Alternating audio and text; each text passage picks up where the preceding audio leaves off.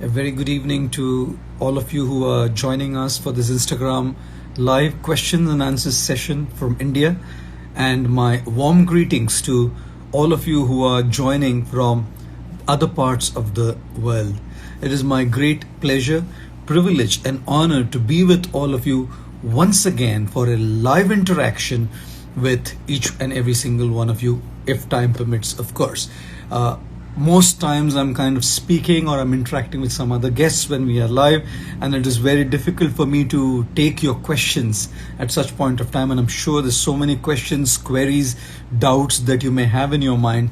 So let's take this time today, this particular session, where you can kind of raise your questions, you can ask your queries, you can clarify your doubts, you can probably raise your challenges, and we can see how we can try and answer those questions and clarify those doubts. But before we begin, once again, remember, stay home, stay safe, wash your hands regularly, sanitize your hands, use masks wherever required, practice social distancing, and keep yourself safe and healthy, keep your family safe and healthy, and keep everybody else around you safe and healthy as well.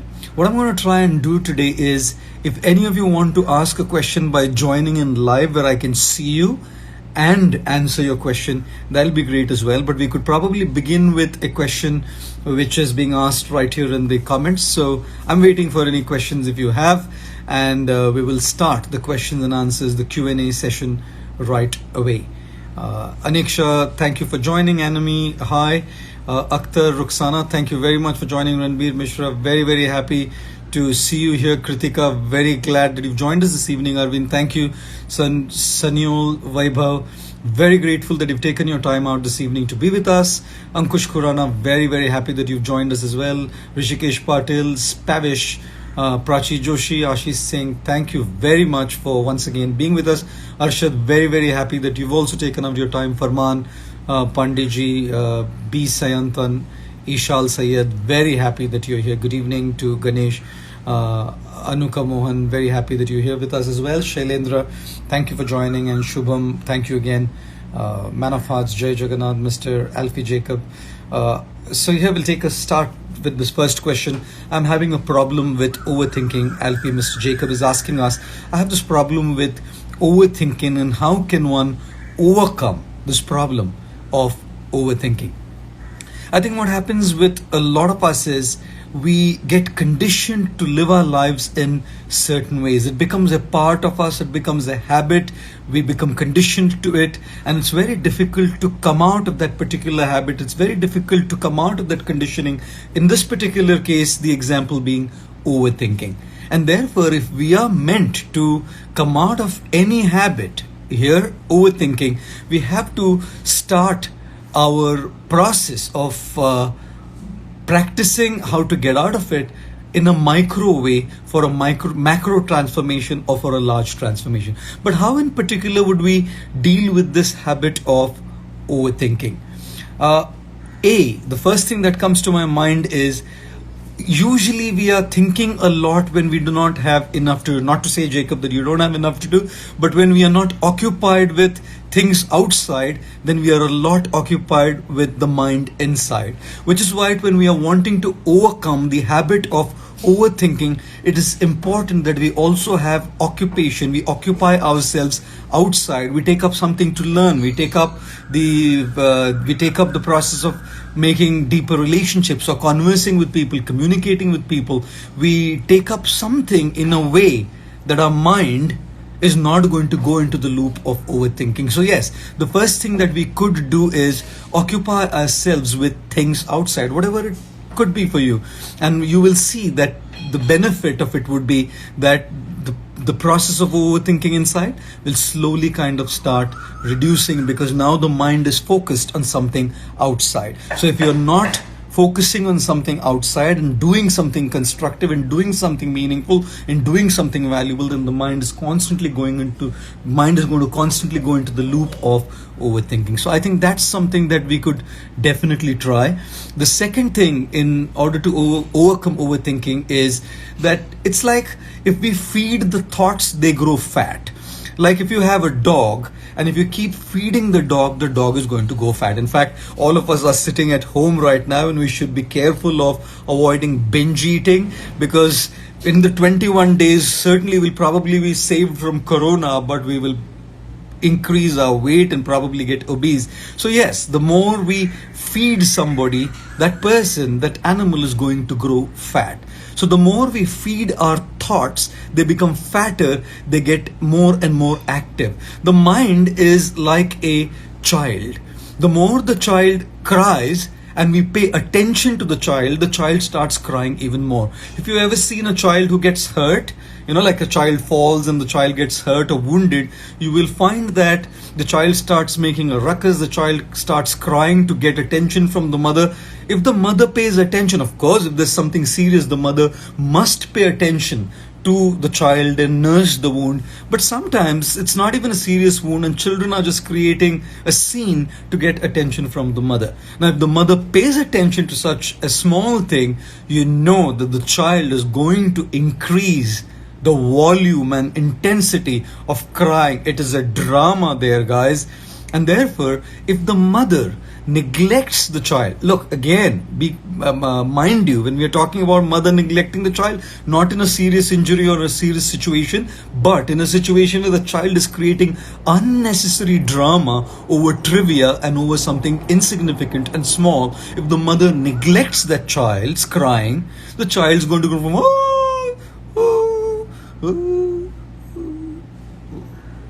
if you've noticed this does happen, right? And therefore, the mind is exactly like that. The more we pay attention to the mind, the more we pay attention to the thoughts of the mind is going to put us into that loop of overthinking, and the child is like mind will create a huge drama, huge scene inside. Worry, anxiety, stress, frustration will all overcome us inside because we are paying a lot of attention to those thoughts. But just like the mother, if we neglect those thoughts, of course, mind you again, if the thoughts are serious, if the thoughts need attention, we must pay attention to the thoughts, to resolve them and to take care of them, just like the mother will take care of the injury of the child if it's serious. But if it's not serious and if it's trivia, sometimes we give undue importance to the trivia inside.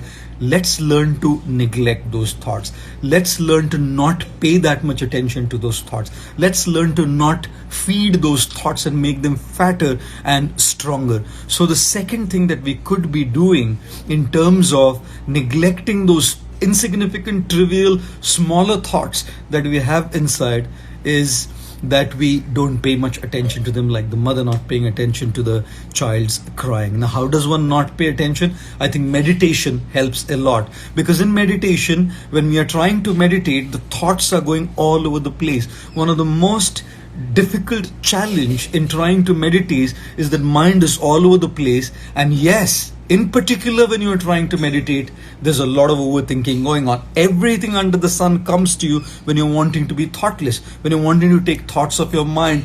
I'm sure many of you are vouching for this, that it's a fact. That you sit to meditate, you close your eyes and you're trying to just take everything off your mind, and you see suddenly, you think about the income tax, you think about the plumber who's not come, you think about the fight you had with your spouse, with your boyfriend or your girlfriend, you think about the education of your kids, you think about what's happening in different parts of the world, you think about the global pandemic, you think about the slowing economy. So many thoughts keep going in our minds at that point of time. And therefore, I think meditation is a very powerful process, because it puts us into the habit of bringing our mind back from the unnecessary thoughts that are going all over our mind. You know what? Meditation trains us to bring the mind back on the track. Just like a railway train, when it is on the track, it reaches its destination. Similarly, the mind must be on the track.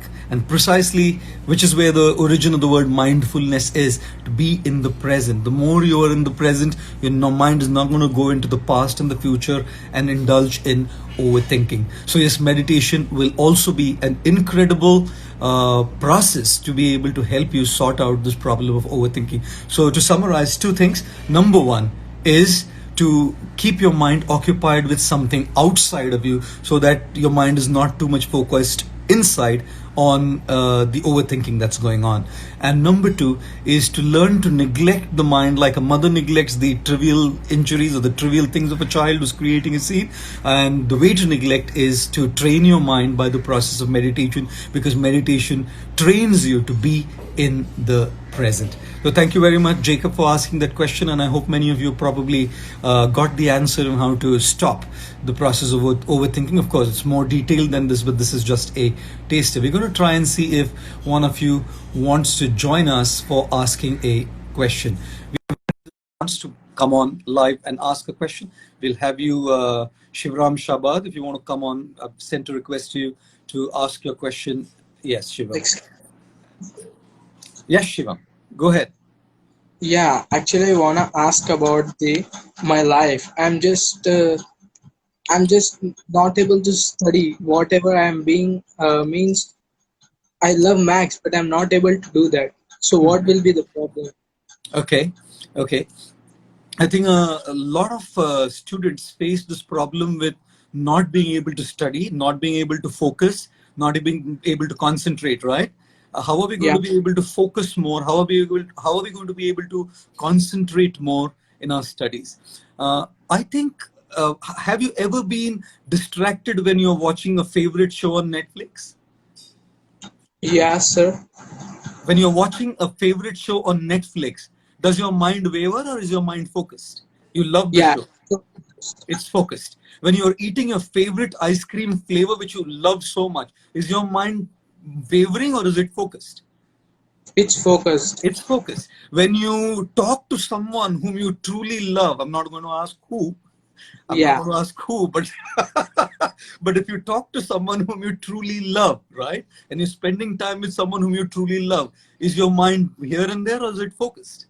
it's focused. It's focused. So the process of focus and concentration lies in the bottom line of loving what we do and taking deep interest in what we do, correct? If we are not Yes. interested and if we do not like to do something, that's when we are distracted a lot. Like, I know we're not going to be interested in all subjects for sure. Someone will not like one subject and someone will like some subject. And subjects that you do not like, you will probably have to look for certain areas of interest in that particular subject so that you develop some focus and concentration in it. And for subjects that you like you said, you love maths, right? You will just have to once. I, I'm I'm afraid of my maths. You're afraid, but you said you love maths, right? I love to do, but I'm afraid. Even though I want to do MPC, but I'm afraid of doing that. Correct. Why are you afraid, if I might ask you? What's your fear? I can't just do the sums. I am afraid when I see the sum, I just get panic. Correct. And this is not even your exam, right? Yeah, You should, if at all you have to panic, you should be panicking in the exam, right? yeah, If at all, I'm not saying you should panic in your exam, but if at all you have to panic, you should be panicking in your exams, right? yes, Right now, there's nobody evaluating you. Right now, there's nobody giving you marks. There's right now nothing at stake. Right now, you're not going to lose anything whether you get the sum right or you get the sum wrong. So why are you afraid? Correct? actually, even in my home, they pressurize me like anything Correct. to get. So that's the thing. So don't take that pressure. Correct. I know a lot of Indian households. There's a lot of pressure from parents in terms of doing this or doing that. Don't take that pressure. If you love Yeah, maths, get interested into your maths. Give your full attention to maths. Nothing's at stake. You're not going to lose anything. Don't panic. Give your full attention to solving your sums right. And if you get yeah. them right, then there's no need to panic in the exams anyways. Correct? Even sir, I want to. Excuse me, sir. No. Yes. Even how can I trust a loved one? Even they Okay, are. that's a different question. Now I'll take another question from someone and then probably get back to you. Is that okay? Because I answered one Yeah, of your questions now. Yeah, fine. yeah. Thank you very much. Thank Thank you. you. Thank you. Thank you, sir. Thank you. Thank you. Thank you.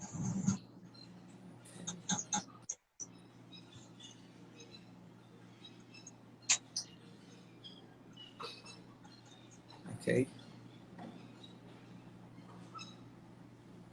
All right, so we have somebody. Is there anybody else who wants to join us online?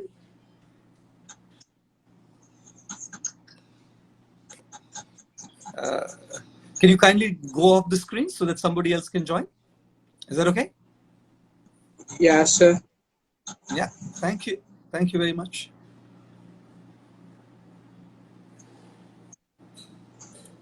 Meanwhile, as he goes off, we're going to try and see questions. There's somebody else asking me a question. Here we have a question from Annie Bhatia, who's asking me, is being selfish in love a bad thing? Right? Can you kindly go off the screen, young man? Okay, good. Thank you. Thank you. Yeah, All yeah, right, yeah. brilliant. Yes, good. Thank you. So this question is it all right to be selfish in love? My take on this is you cannot be selfless unless you're selfish.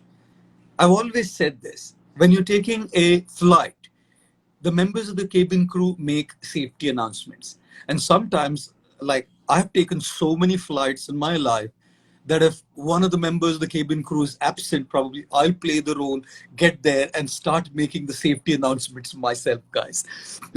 One of the safety announcements that I definitely like and love in the context of the question that you've asked is this. Uh, they make an announcement saying if there be a lack of oxygen supply in the cabin, oxygen masks will deploy from the panel above your head. Pull the mask sharply towards yourself to activate the flow of oxygen. Secure the mask on your face and your nose and breathe normally. Make sure that your mask is securely fastened before you help children, infants, or others. Whenever I've heard that announcement, it is reiterated and re emphasized a very crucial and an important principle that we are not going to be able to do anything for others unless we do things for our own selves. So unless you put your mask in place, you're not going to be able to put the mask on others. Now, when I heard this announcement for the first time, I was wondering, this is selfish, isn't it? How can you be doing this, man? Come on. Why should I be thinking only about myself? Because if I don't think about myself, I'm not going to be able to think about others. And which is why it is important that we are not selfish, and it is also important that we are not totally selfless, or we cannot be totally selfless. There's a space in between, and the space in between is to be selfishly selfless. We are selfish so that we can be selfless. I'm selfish. It seems that I'm selfish because I'm wanting to earn more and more money. I'm very ambitious. I'm trying to work harder and harder to get more and more money. That's the selfish side of it. But why? So that I can share, I can serve, I can contribute, I can be an instrument of compassion, I can make a difference in somebody's life. I want to be loved. I want to be appreciated. I want to get that because when I feel satisfied, when I feel loved, then I'm also going to be able to share that love with others. So, yes, I'm probably being selfish and expecting that people love me. But when I feel loved, I will also be able to share that love with others. But you must know, Annie, that there's also a catch in that. The more we depend on others to love us, and the more we depend on others to appreciate us, the more we depend on others to validate us, we are also sowing in a seed of disappointment because there'll be times when people won't appreciate us. There'll be times when people won't express their affection for us. There'll be times when people won't validate what we are doing.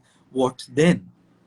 Which is why you have to also go beyond wanting people to love you to find your own self love, to start loving yourself so genuinely, to start accepting yourself so totally and completely, to start discovering yourself in such an incredibly holistic way that now, whether they love you or not, whether they appreciate you or not, you are able to love them, you are able to appreciate them, you are able to give them. But the basic principle still remains: selfishly selfless. When we have, shall we be able to give? In the example of money, it's easier to understand. When we have, then we'll be able to give.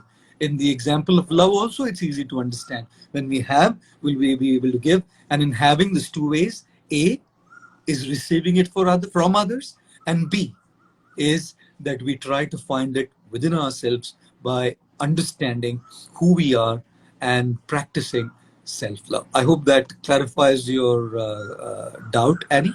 We're going to ask and request some one more person to come and join us. Okay, now we're going to try and see who we get. Okay, we're going to ask one lady. We had a gentleman. Neha Soni, I've just sent a request to you if you want to join us and ask your question in person. Meanwhile, as Neha is joining us, let me see if anybody else has. Okay, Neha, thank you for joining us this evening and such a pleasure to see you there. Yes, go ahead with your question, please. Sir, I wanted to know that how to be confident. Many a times people come and say some negative points, and we are not able to stay confident in that situation when we go on stage or somewhere. G. Thank you, Neha, for asking that question. And I'm sure a lot of you probably have a similar question. It is very difficult for us to be confident, right? Yes. Let's say, for example, we go on stage. Is it okay to stay in one place so that people don't get distracted, Neha? Yes. Yes, sir. Just remain there. Yes. Otherwise, if you keep moving around too much, be a lot of distraction. Yes. So we all have that question, like how to maintain our confidence and how to keep our confidence. Sometimes people speak negative about us. कई बार लोग हमारे बारे में negative कहते हैं. मैं कई बार कहता हूँ कि अगर लोग हमारे बारे में क्या सोच रहे हैं, ये भी हम सोचेंगे, तो वो क्या सोचेंगे? If we think about what they think about us, what will remain for them to think, guys? And therefore, it is crucial and important that we do not depend too much on what people think about us, what people say about us, of course, if people are giving us constructive feedback, if people are talking about us is important for us to understand. We must definitely look into it and we must definitely improve on that aspect. But at other times, people are going to say something anyways. कुछ तो लोग कहेंगे, लोगों का काम है कहना, छोड़ो बेकार की बातों में कहीं बीत न जाए रहना. People are going to say something at all times anyways. So do not allow people to disturb your peace. Do not allow people to disturb your joy. Do not allow people to disturb your confidence. You tune into who you are. You tune into your own capacity. You tune into your own abilities. You be in complete sync with your skill sets, your abilities. And when you're in complete sync with who you are and you're expressing yourself, whatever you do, people are going to say something. Like I'm answering a question. Some people may agree with me, some people may not agree with me. But people who are not agreeing with me will not shake my confidence because I'm expressing myself and I'm completely tuned to and in sync with what I believe in and who I am and my expressing the wisdom that I have learned. So our confidence gets shaken by what others' opinions are and what people say about us and the negative things that they speak about us, the criticism that they bring to us, because we are not in total sync with ourselves. We are not in total sync with our abilities, with our capacity. We are not in total sync with our complete self-expression of what we can do. If I'm a speaker and an orator, I should be confident of what I'm doing if I'm in complete sync with my ability to speak. If I'm a singer, I should be totally confident of my singing and the notes that come out of my mouth if I'm in total sync with my ability to sing, and so on and so forth. So yes, if the feedback is valuable, if it's constructive, if it has meaning, listen to them. But if the feedback is either out of time pass when they have nothing else to do, if the feedback is out of envy, insecurity, if the feedback is from some lukha who has nothing to do, don't worry. Don't allow them to shake your confidence, and you'll not allow them only if you are in total sync with what you love to do, right? So that's my answer to your question, Neha. So thank you very much for asking the question. We're going to take one more individual question, if that's possible for us to add. Okay, let me check who we can pick up. Okay, we're going to pick up this gentleman here. His name is Akash Spellman. Okay, Akash, I've sent a request to you, and if you want to join us and ask your question to us, we would be honored. Hi, Okay, Prabhuji. Akash. Hi, Akash. Good evening. Such a pleasure to see you. Hi, Prabhuji. How are you? I'm good, and you? I'm fine. Okay. Good. My question is that how to face a failure. Whenever I face a failure, I mean for a long time, if I have a success, I'll be happy. But once I face a failure, I'll be just depressed. I mean, not depressed, disappointed. Sure. And how to face it. Sure. Thank you, And how Akash, for to not feel bad. Yes, thank you. It's a fact that when we face a failure, we're going to feel disappointed. We are going to feel depressed. We are going to feel sad. जब भी हम failure face करते हैं तो मायूस होना normal है. You know, to feel bad and dejected and disappointed is normal. To stay disappointed is abnormal. मायूस लगना normal है. मायूस रहना abnormal. So when you fail and you feel depressed and you feel dejected for a few days, it's fine. Correct? It's normal. उसको ज्यादा fight करने की जरूरत नहीं है. हम लोग ह्यूमन बीइंग हैं, ह्यूमन बीइंग में ऐसा होता है. Right? And therefore, after that phase, how quickly do you come back to your normal is how evolved you are. तभी वो तो हो गया, बीती बात हो गई. बीती बात पर रोने से वो वापस तो आने वाली है. उसमें से उठ के फिर शुरू करना पड़ेगा. Start back again. Correct? Just like a child when he starts learning to walk. वो बच्चा गिर जाता है और कभी रोने लगता है, मायूस होता है. ठीक है ना? लेकिन अगर बैठा रहेगा तो चलना सीखेगा ही नहीं. So it's okay to be depressed. It is और okay प्रभु जी to मेरा be एक और disappointed. क्वेश्चन है. But don't प्रभु जी मेरा एक और. Is that okay? All right. Okay. Thank you very much. Okay. Thank you. Bye Prabhu ji. Bye. Okay. We're going to have someone else also coming in and asking us a question. I'm going to go with Sajan Raja and add him. Sajan, if you want to come on and ask your question, I'll be very happy to answer your question as well. Sajan, such a pleasure to see you. Sajan is a very good friend of mine from London, and I just saw him recently. He's a budding actor. Yes, Sajan. Hi, Gaur Gopal, brother. Hi. So I'd just like to ask, how can we stay connected with ourselves more during a time of isolation? Because it's very easy to use this opportunity to stay distracted with external things and not use it as an opportunity to connect with ourselves. So how can we do that? Correct. Thank you, Sajan, for that question. And I'm sure a lot of people out there are wanting to get the answer to that question. Yeah. How do we not stay distracted and lose this opportunity that we've gotten, right? Yeah. After so long, we've always wanted to work on ourselves. Some of us have wanted to work on our physical fitness. Some of us have wanted to find out what we are meant for and do some reflection and do some self-discovery. Some of us have wanted to probably start a spiritual practice. Some of us have wanted to spend time with our family, whatever aspect we wanted to do. But as soon as we get that time, trust me, it is hard. Yeah. It is hard because we're just not used to doing it, right? Whatever we are used to doing for a long time is what we get great at. Yeah. So we have become great at distraction because we have practiced distraction all the time. And now suddenly we have all the time to focus on something, but we've got so conditioned and habituated to distraction that to bring our focus to do one thing that we want to do, to connect to ourselves, becomes a challenge, correct? Never. Which is precisely why at this point of time in particular, we need to inculcate a discipline in ourselves. We're not going to be able to stay focused unless we do something by a discipline, right?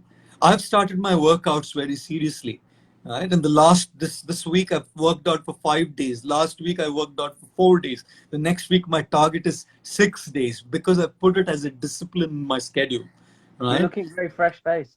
Oh, thank you, Sajan.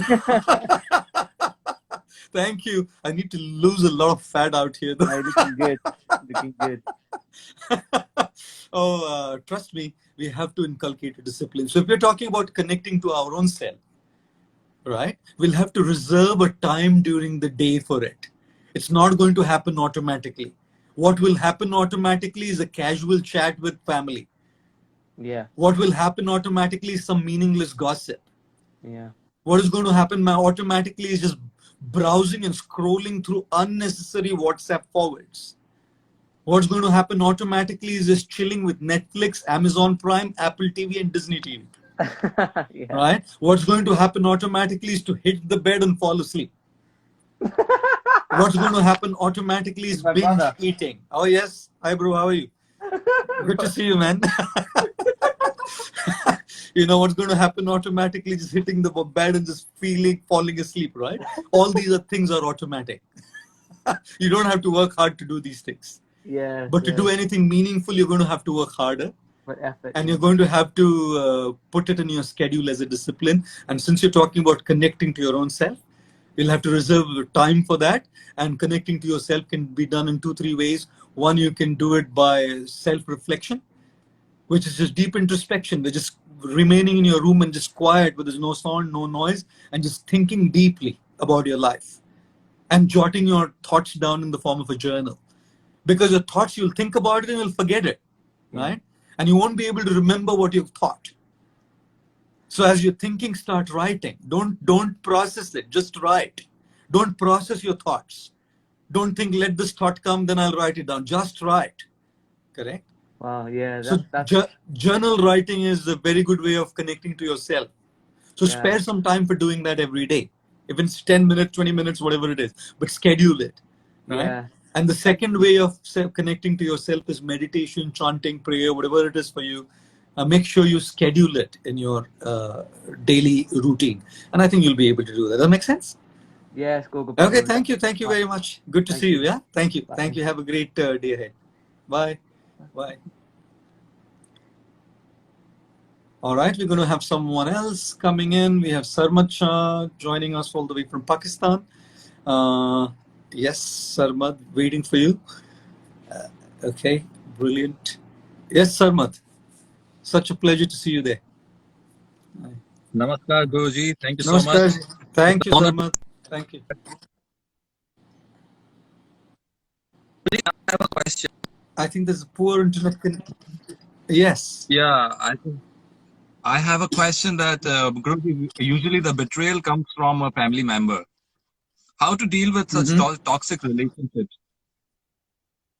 Yeah. How to deal with toxic behavior that comes from family members? Is that your question? Exactly. Yes.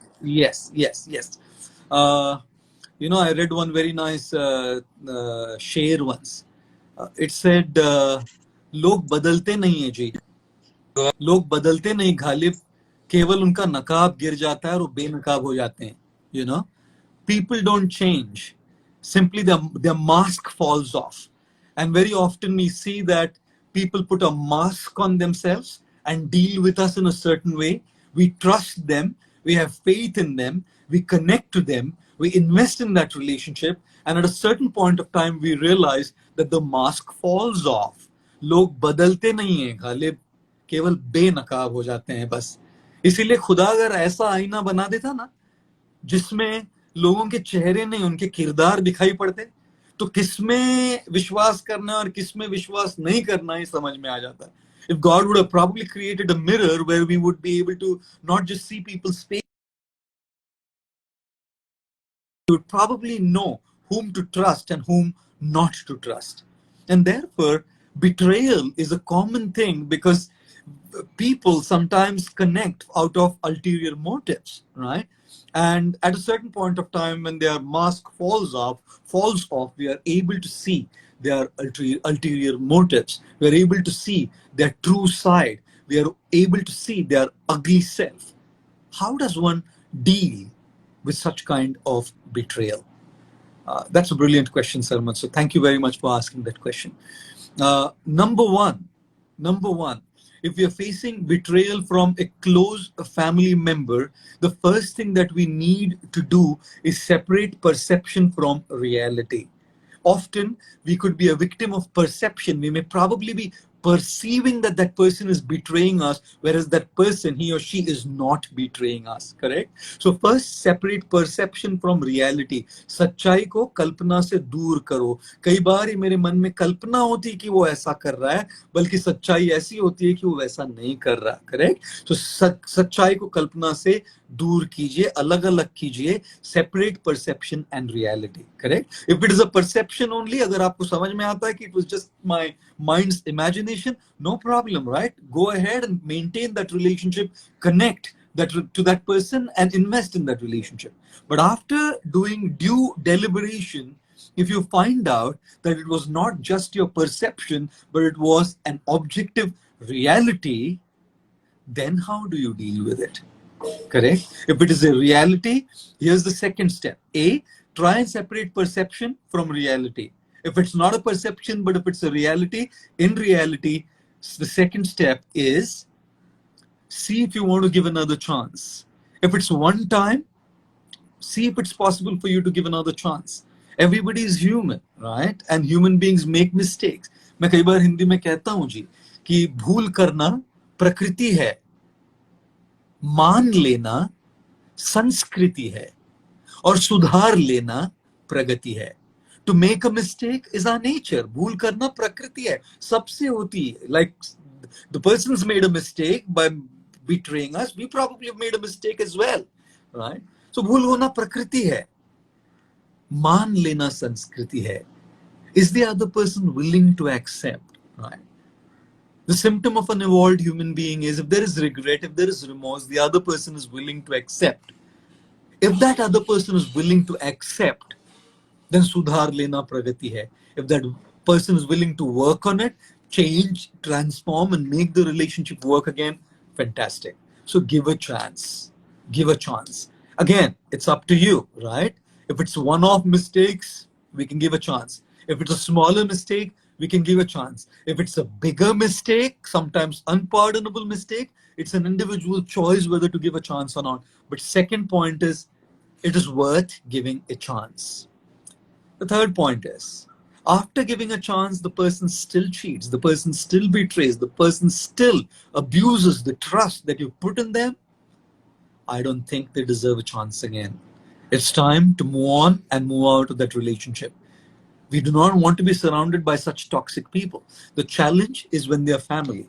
The challenge is when they are around us, which is where we will have to be extra cautious, extra careful. We'll have to be extra alert that we do not become a doormat. We do not become a victim of their machinations, right?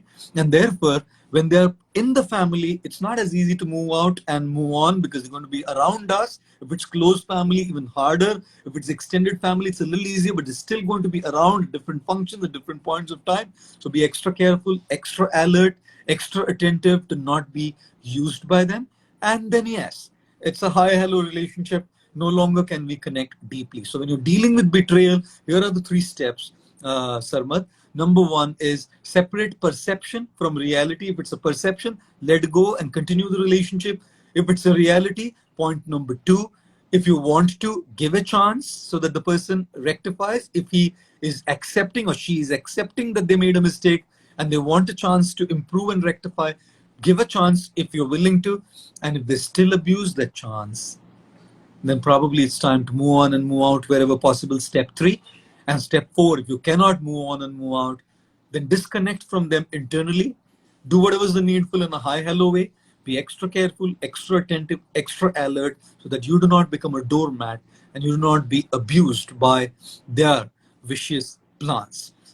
Thank you for asking that question. We're going to take one more, maybe 2 more questions and stop here. But guys, we're going to have some special surprises next week. On Monday, we're inviting a very, very special guest to talk about relationships and emotional wellness. I'll be putting it up as a story on Instagram tomorrow. So stay tuned to get a special surprise for Monday. And on Thursday next week, we're also going to have a very special surprise all the way from the United States of America, joining us for our discussion in terms of how to face challenges and how to remain determined in the face of difficulties and troubling times. So stay tuned to announcements on our Insta stories in terms of who are going to be our guests on Monday and Thursday. Both extremely special guests, guys. Stay tuned to know who they are. But we're going to quickly take 2 more questions before we end this evening's Q&A session. Thank you all very much for excuse me, staying tuned and staying with us. Winky, thank you very much for joining us this evening. Sushmita, thank you. Sahu, Vivek, very grateful to have you. Bhavya, Ankit, very, very grateful that you've joined us this evening. Very happy, Pooja, that you have taken your time out to be with us this evening. Ravi, Jaju, Ishan, very, very, very grateful. Simi, Hare Krishna, very grateful that all of you are with us here this evening. So I'm going to take one more question quickly for Kadambari from Nagpur. Waiting for Kadambari. Kadambari, I've sent you that request if you want to kindly join us and ask your question. Yes. Hello. Yes. Namaste. Namaste ji. How are you? I'm good, and how are you doing? All good. Do you remember me? Of course I do. I wanted to ask a question. So I'm reading Prabhu Acharya ji's book on mind, ego, and intelligence. Okay. So I wanted to understand your perception of what is the connection between mind, ego, and intelligence. Okay. What is the connection between mind, ego, and intelligence, right? Yes. Okay, brilliant. Oh, thank you very much for that question. Hello, how are you doing? I'm good. How are you doing? How's your health? Yeah, I'm good, and I hope you're doing well in this lockdown time as well, yeah? Yeah, I have a lot of time on hand now. Brilliant, and I'm sure you're spending a lot of time with your lovely angels now. Yeah. Thank you so much. Thank you very much. So what is the connection between the ego, the mind, and the intelligence, right? Yes. So in order to understand it carefully, let us look at it from the perspective of our entire self, correct? Our entire self is divided into several levels. The first self is our physical self, which is our body, Yes. correct? Our body is nothing but dead matter. Our body is not able to do anything by itself. If the body were to be able to do anything by itself, a dead body would speak, a dead body would think, a dead body would talk, a dead body would see, correct? Because the body is still there, right? So our physical self or our physical body is simply dead matter, correct? Now, beyond the physical self or the body is our mind, correct? Yes. Which our mind is the place where there are thoughts coming in and going in, right? There are experiences that are stored in the mind, right? We have a good experience, we enjoy something. We have a bad experience, we do not enjoy it that much, correct? So if I'll give you an example. You're walking on the street. And you see a Baskin Robbins shop, correct?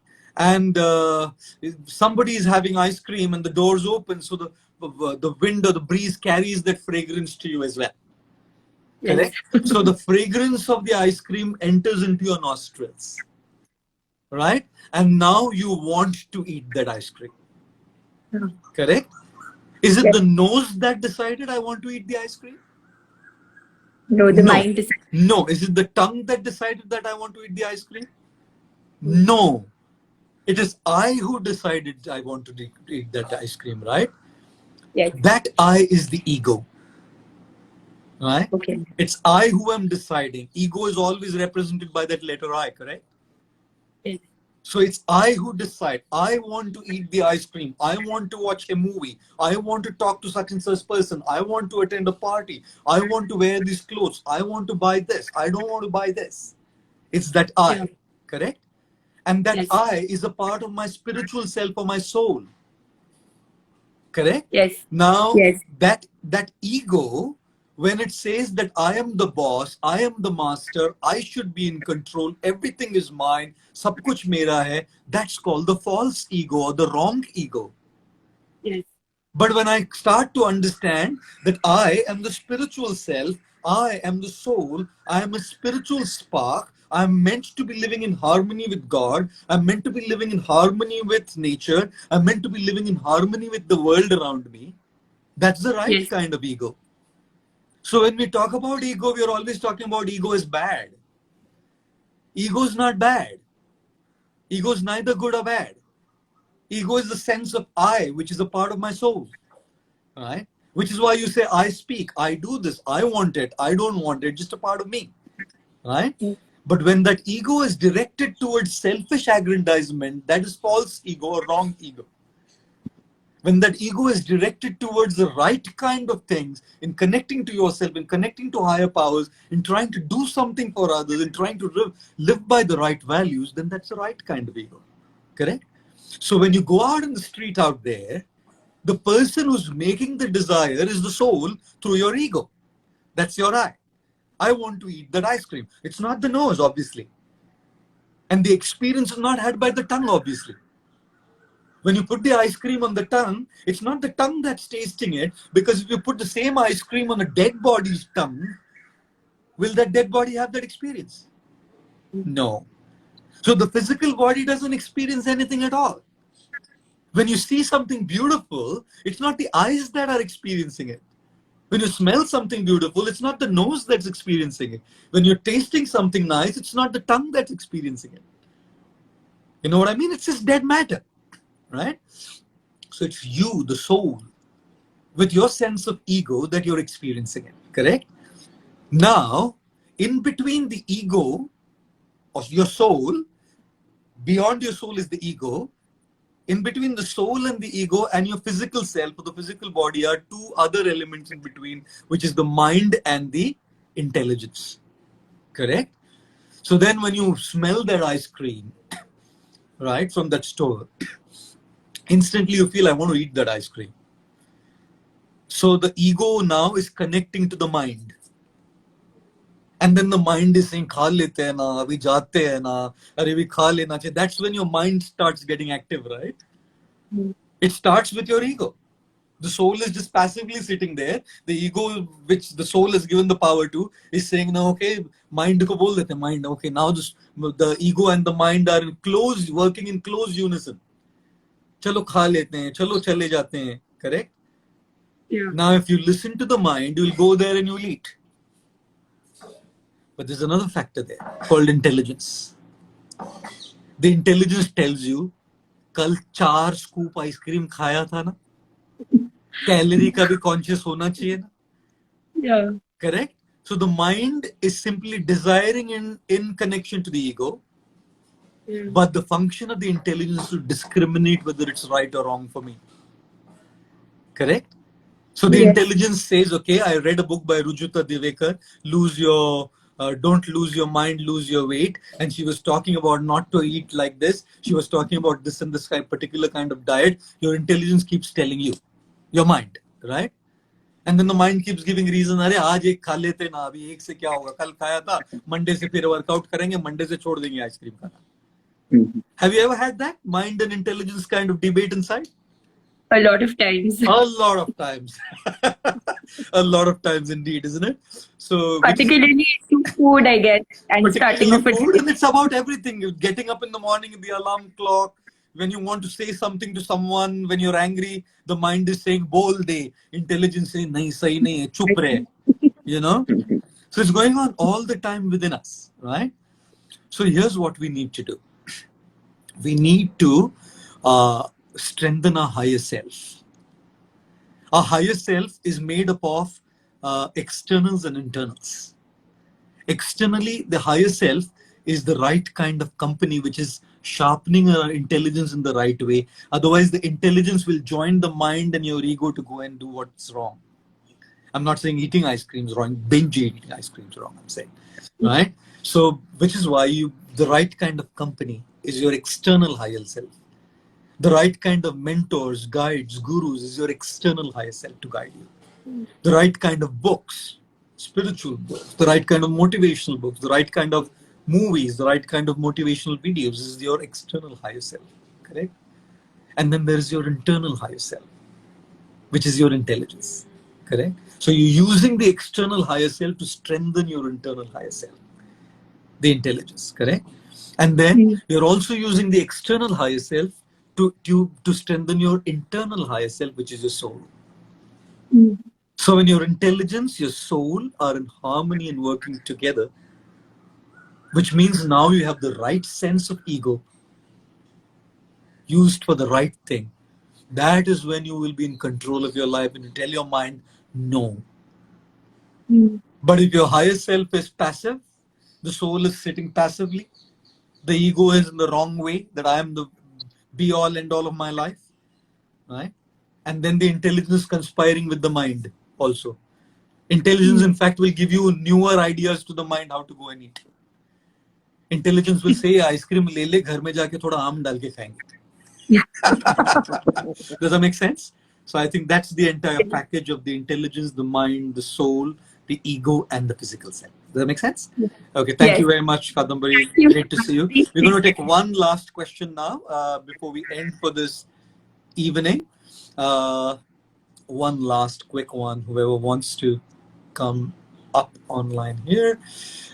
Okay. Top, we're going to choose one gentleman. Aman, India, I've sent a request to you. If you want to kindly join us and ask your question, it would be great. Okay, brilliant. He's connecting. Man, if you want to turn your front camera on, man. Okay. Good evening. Good evening. Hello. Sure. I think I have a very poor internet connection. I'm not able to hear. Sorry, it's very poor internet connection, so cannot hear him. I'm going to take someone else to see if we can quickly. One last question. Chintan Joshi, Sachin Singhal. Okay, Sachin, we're going to give it a try. If not, we end here, and we'll probably take up another Q&A session soon. I know there's so many questions, we have so many questions. I'll take so many questions. Guruji, pranam. Pranam ji. Pranam ji. I think you'll have to mute your mic because I think you'll have to mute your mic because there's a reverb. How are we going to do that? No, sir. Actually, how are we going to do that?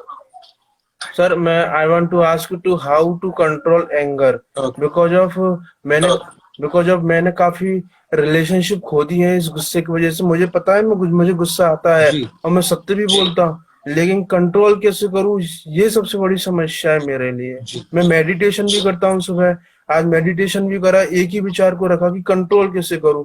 But the problem is how to control our self to anger. Okay, sure. I think you'll have to do something with your phone. There's a reverb. There's a echo आ रहा है. Echo आ रहा है. Mic को ऊपर कीजिए, headphone. Yeah. Okay, sir. Okay. So how do we control our anger? Is the question that Aman is asking. I think there's still a problem here, Aman. Maybe I'll close it and answer. Is that okay? My name is Sachin, sir. Okay, Sachin, sure. If I just close this and answer your question, that's fine because it's not easy to listen for others. Okay? नहीं sir, I am connected with you. हाँ, लेकिन ये जवाब में eco आ रहा है जी. 1 minute, sir. Yes. See if you can do something. I'm happy. Yes. Now it's fine. Perfect now. Good. So how do we control our anger? Yes.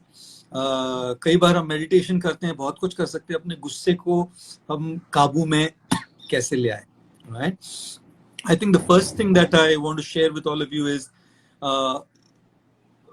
whenever we are angry, there is a great need for us to practice this one very important golden word called wait. रुकिए, react मत कीजिए, क्योंकि जब दिमाग में गुस्सा होता है ना, तब हम क्या बोलते हैं, क्या करते हैं, इस पे अपना कंट्रोल नहीं होता. When our heads are hot, we do not know what we are saying and what we are doing. There's a very beautiful quote I like which says that when the head is hot, the tongue is working faster than your mind. The tongue is speaking without processing. This tongue is saying without deliberating. बिना सोचे बिना समझे हम कई ऐसी चीजें बोल देते हैं, कई ऐसी चीजें कर देते हैं जिससे हमारे रिश्तों में कड़वाहट आ जाती है, कई बार हमारे रिश्ते टूट भी जाते हैं, right? So what do we do in such a situation? Practice, learn to practice the golden word wait. Just wait. It is very crucial and important to practice this word wait. Do not react instantly. Do not express your opinions, your thoughts, your anger, your feelings instantly, because they are unprocessed. They are not deliberated on. They are not mulled over. उस पर विचार नहीं किया है, रवंथ नहीं किया है, बिना सोचे समझे वो बाहर निकल जाता है. So therefore, practice the word wait. Now, when you practice that word wait, two things can happen, right? Number one, you may realize, आपको ऐसा समझ में आ जाएगा, हो सकता है कि उनकी कोई गलती थी ही नहीं, बिना गलती के आप ही गलत फहमी से गुस्सा हो रहे थे. ऐसा भी होता है. Many times we realize that they were not wrong, but we had a wrong misunderstanding, and out of misunderstanding we were reacting. So if you wait and allow your head to cool down, you will be grateful that you didn't react at that time, because that person wasn't wrong. Correct? Now, after waiting, if you do realize that the person was wrong, अगर गलती वो व्यक्ति की गलती नहीं थी तो शुक्रिया खुदा का कि हम कुछ बोले नहीं अनाप शनाप. लेकिन अगर वास्तव में उनकी व्यक्ति की गलती थी, and if it was a mistake of that other person, if that was something that we would be upset about, then by waiting, you're allowing your head to cool down and speak to the person in a proper way. बोलने के लिए मना नहीं कर रहे, उनसे अब जो गलती है उस गलती की बात होनी चाहिए, लेकिन ठंडे दिमाग से जब करते हैं ना तो सही तरीके से करते हैं. When your head is hot, you talk about the who. When your head is cool, you talk about the what. जब दिमाग गर्म होता है ना तो व्यक्ति के बारे में बोलते हैं, तूने ऐसा किया, तुमने ऐसा किया, तुमने ऐसा किया. जब दिमाग ठंडा हो जाता है ना तो तुमने या मैंने क्या किया नहीं देखते, क्या गलती हुई उसको देखते हैं और कैसे सुधारते हैं, इस पे बातचीत होती है. So when the head is hot, we are concerned about the who. When the head is cool, we are concerned about the what. And which is why it is important to wait. शांति से अगर रुकेंगे तो ठंडे दिमाग से बात कर सकते हैं और तीन चीजें बातों में लानी चाहिए. When you are upset with somebody, talk to them with this formula called the what, how, why message. Right? What, why, how message. When you communicate, firstly, tell them what about them is making you upset.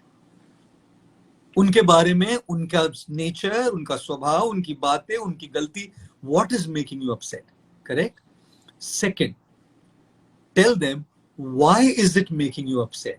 You're upset about it, fine, but why is it making you upset? Somebody says something to me, I'm upset about it, but the other person who may have heard similar may not be upset. But then you'll have to say, why am I upset? Because this is my nature. This is how I was brought up. So this thing is not easy for me to tolerate. And thirdly, how can we solve this in a way that it does not happen again?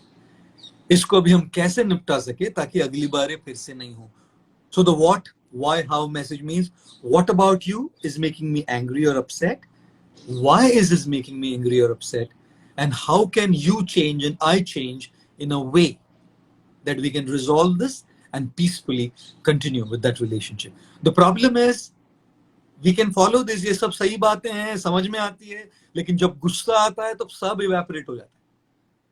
We know this, we hear this, we talk about it, but when we are angry, everything just goes down the drain.